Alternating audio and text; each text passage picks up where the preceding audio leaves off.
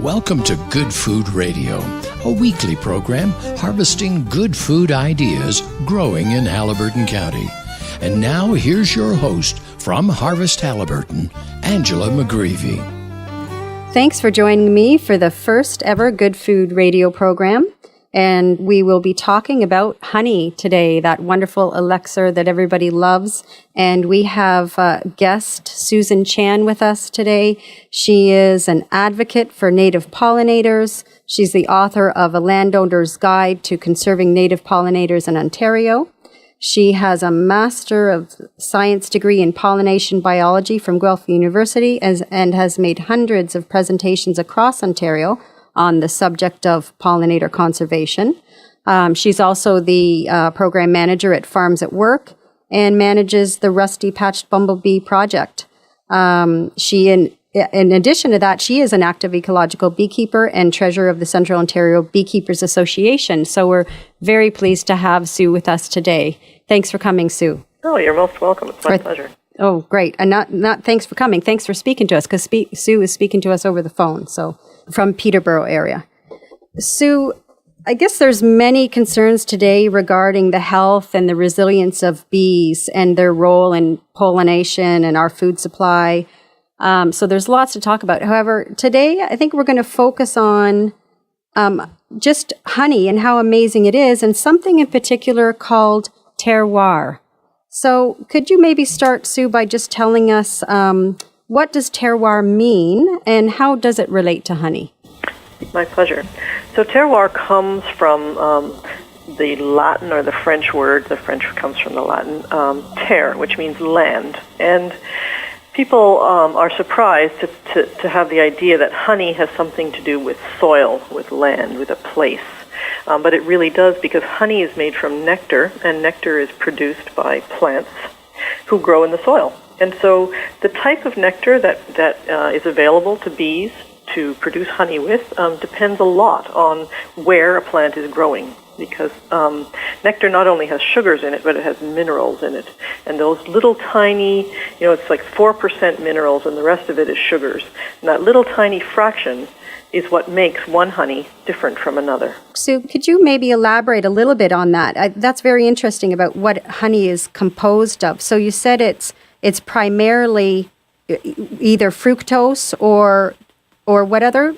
Yeah, it's simple sugar. So what bees do is they take nectar, which is it's mostly water. Nectar is mostly water, and then they take it and they modify it, and they have a special stomach in their body, and so they take in the nectar, and then they add enzymes to the nectar, and then they put it into a cell in a beehive, and then they take the water out by just fanning the nectar, evaporating the water out, and so it becomes this concentrated substance that isn't nectar anymore. It's now something called honey. And honey has mostly simple sugars in it, which is why it's really quite a fantastic food, especially for people who have digestive issues and so forth. It's a simple food in terms of sugars. But it also has these other elements. Some honeys have some proteins in them. The enzymes themselves, which are proteins that the bees put in, are in the honey. And then they have minerals in them, and these minerals are in tiny little amounts, but like most things that are around in tiny amounts, they're very important. And so this is what is so special about honey that comes from a particular area and is indicative of that area. And so from your area, from Peterborough through to Haliburton County, what most often would we come across in terms of terroir, and what kinds of honeys will we be? Well, that's the crazy thing. Last fall, the whole reason I got involved in the idea of terroir and honey is that last fall I organized a honey tasting contest at the Central Ontario Beekeepers Association, and every beekeeper brought in their own honey. And the idea was that we would all taste it, and then we would all decide which one was the best. And we did do that, but that really wasn't the exciting part of it. There were 26 samples of honey, and all of us, we were all beekeepers, all of us were so shocked to find that there were 26 flavors. And so there's no such thing as what kind of honey am I going to get from a certain region, right? It's much more what kind of honey am I going to get from a certain beekeeper. That's very interesting. Yeah, it's a really, if you want to talk about local food, this is really local food. This is local food from your neighbor. If you buy from your beekeeper who's your neighbor and you buy from your beekeeper who's 10 kilometers away from your neighbor, their honey is not going to be the same. I actually just had a conversation with Ray Martin, who is the biologist at Haliburton Forest here in Haliburton, and they have 2 different sites of bees. And he says, and those 2 sites are 5 kilometers apart, and he said the honey just tastes very different, and that's 5-kilometer difference in the same forest. Yep, and that doesn't surprise me at all, because honey, land is different. When you go from one farm to another, if you've ever looked at a soil map of Ontario, there are so many different kinds of soil and so many different things that contribute to what a soil is. And if soil is contributing to what plants are, and plants are contributing to what nectar is, then, in theory, you could be a kilometer apart from each other. Although bees fly, they can fly 3 kilometers, but it's the particular mix of flowers and nectars that bees have access to, which creates the honey that you would associate with a single apiary. What other kinds of factors influence what kind of honey any particular beekeeper will be producing? Well, there are things called floral sources. So certain kinds of plants, if you have them in a large abundance, for example, buckwheat. So buckwheat is a plant that produces a very distinctive nectar, and the bees make that into a very distinctive honey, which is dark. It's almost black, like molasses, and it has a very particular flavor to it. Dandelion honey is the same way. Dandelion honey, if you can get pure dandelion honey, it is a sort of a bright yellow color like a dandelion, and it has also a distinctive flavor. So what happens, though, is often honeys, we don't get enough of one particular kind of honey, so floral source honey is difficult to get. So people often make claims that they are selling you clover honey, and that's probably true, because they're probably putting their bees into an agricultural field of clover, which is many acres wide, and then they're harvesting the honey when the clover is finished. So that's clover honey. Some people will sell you wildflower honey, and what that is just everything. It's just all the wild things that grow. You get a mix, and wildflower honey from apiary A is not the same thing as wildflower honey from apiary B, because the wildflowers are different, or the combination of wildflowers is different. So then there's also honeys, for example, the honey that's associated with Tupelo honey. We don't have Tupelo here, but Tupelo honey or orange blossom honey, I think you and I were talking about orange blossom honey, weren't we? Yes. Yes, and orange blossom honey down in Florida is very distinctive. Basswood honey, if you can get enough basswood nectar, basswood honey is a fantastic honey, which is very, very clear. It's almost water clear, and it has a very, very light taste. It doesn't have it's not got a strong taste. And fireweed honey also. So there's all kinds of floral sources that give you a particular taste too. So there's the sense of place, and then there's the floral source, and those are 2 slightly different concepts. The word vintage, which we are so familiar with in terms of wine, also applies to honey. Could you talk a little bit about that? Yes. So when I thought about honey and what it meant in terms of terroir, I discovered that I also had to include the idea of vintage, because vintage is the concept that what happens in one year, or the growing conditions of one year, are different from the growing conditions of another year. For example, last year was a very dry year. The year before was an extremely wet year, and I happen to know that because I live on a property that floods in wet years.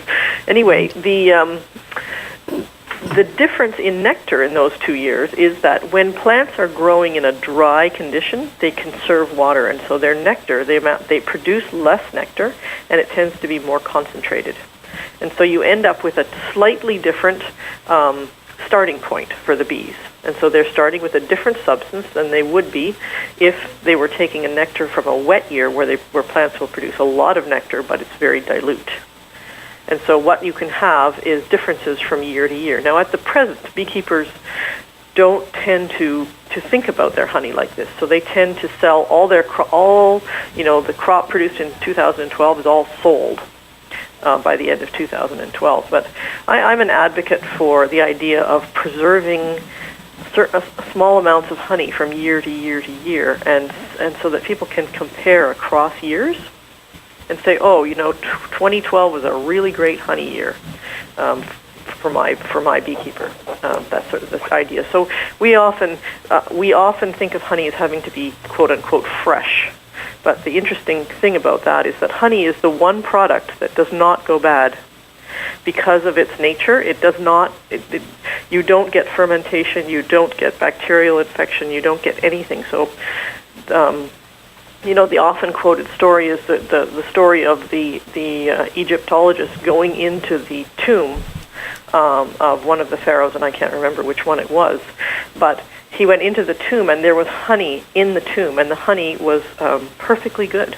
And that's thousands of years old. So. Honey is self-preserving, so it's not a substance that goes bad, and so you can talk about it as having vintage because it doesn't have to be eaten fresh like cheese some cheese is better over time too. But you understand what I mean? It's not like vegetables. Yeah, and it's a great opportunity to look at honey in a different way. This idea about, you can be a honey connoisseur. Exactly. And you can appreciate last year's honey instead of thinking, oh, geez, this is out of date. And so that's wonderful. I know that in France, we had a conversation previously about descriptors that are used in Europe and compared to descriptors of honey that are used here and the difference between them. Maybe could you talk a little bit about that? Yeah. So we have descriptors that are allowed to be used in Ontario, in Canada, to talk about honey, and these are for the international export market. So basically, there are 3 or 4 color determinations. So we have 2 types of honey. We have liquid honey and we have creamed honey, and then we have light and clear, and I can't remember all the words. There are several of them, but they're all having to do with color and not with flavor, and they're very boring. Amber, clear, and dark, or something like that. And then there's grade 1, 2, and 3. And what I would like us to start thinking about is different words, because if you ever sat down with even 4 different honeys in front of you, you would find that there are enormous subtle differences. And in Europe, they have captured those subtle differences better with language, but in Ontario, we don't have the language around that. And I really would like to make that happen. I would like to transfer some of that way of speaking that they have in the wine industry to the honey industry, so that we can characterize honey. For example, some honeys are very, very acidic. So when you taste them, they have a sour undertone. Now, in the wine industry, they would never use that word sour. They would use something else, which is a more positive word. And we don't have those words in the honey industry at this point. So there's a crying need to develop that language. Yeah, and I guess that's part of what you're helping us to understand, that there is this whole range, and that there is need perhaps for a different language, and to help. And in that language, we might support the honey producers and support the production of honey, and then in turn the honey bee, because I guess there is some concern about the bee. Yeah. So all this will help with that. And I know that here in Haliburton, there's a great interest in honeybees and producing honey, and it's growing with all different kinds of, in businesses. As I said, the Haliburton Forest is producing honey. I know there's a lot of local, small, diverse farms and young families that, are just recently getting their first bees, and they're, starting an apiary, and could really use a lot of this. It's very empowering. Yes, it's empowering, and it's exciting. Yeah, it's not just plain old honey anymore. Yeah. And I know that up here in Haliburton on June 6th, you will be coming. This event is called Bees, Farmers and Non-Farmers, Can't We All Get Along? and it's sponsored by the Haliburton County Farmers Association. And Sue, I guess you'll be speaking about native pollinators, is that right? Yes. I'll be speaking about native pollinators. I'll be speaking about pollination in a context, a farming kind of a context, but I will be, kind of addressing the hard questions and trying to have a discussion with folks and try to inform them about what the challenges are facing. It's when there's a challenge for native bees, it's exactly the same challenge for honeybees because they're all doing this. They all have the same nectar collecting behavior, so they're all going to plants, and if those plants are toxic to them or have problems associated with them, then that's affecting both native and honeybees. So really my work is with native bees, but it has application to honeybees also. And I think that I'm a believer that the best way forward is always to understand the problem and then work together to solve it. Because, farmers it's very much in the interest of farmers, and they know it themselves. I mean, this is not something that I'm saying on their behalf. Farmers are very, very worried about bees, too. So that's why the Farmers Association has asked me to come up and speak. And we're very happy to have you come. And again, that workshop is happening on Thursday, June 6th at the Minden Community Center at 7:30 p.m. It's a public meeting that's open to all. Susan Chan will be the guest speaker. If you want more information about that, you can go to www.harvesthaliburton.com to our upcoming events page. And if you'd like to learn more or contact Susan Chan regarding bees or anything we've discussed today, you can also do that through the Harvest Haliburton website. We have a contact form there that you can contact through Sue via Harvest Haliburton. So thanks very much for joining us today, Sue, and we look forward to seeing you up here in Haliburton soon. Well, thank you very much. Can I just say a few words? Sure. I've got a moment or two. I just want everybody to know that Farms at Work has a beekeeping mentorship program, and the program is full for this year. But if anybody is interested in being part of that program, they should contact me for the next season. So that would be the 2013-2014 season. And then I also want to mention the Rusty Patch Bumblebee. I'll be speaking about the Rusty Patch Bumblebee at the event in Haliburton. But if anybody wants to know about the Rusty Patch Bumblebee more, please attend that, or there's a Rusty Patch Bumblebee Project Facebook page, and you can find it very easily by searching Rusty Patch Bumblebee on Facebook. And the other thing is that those books, those landowner guides to conserving native pollinators in Ontario, will be available for sale at that farmer event. And thanks very much, Sue, for that. And if you missed some of that information, again, you can find it at Harvest Haliburton. We'll direct you through to Sue, and you can contact her via that way. Thanks again, Sue, and thanks for joining me today. Tune in again next week at the same time for more Good Food Radio. My pleasure. Good Food Radio is a weekly program aired at 11 a.m. on Fridays and 3:30 p.m. on Sundays. Join us on our next program when we will once again put the spotlight on people and programs reshaping our local food system. You're listening to 100.9 Canoe FM.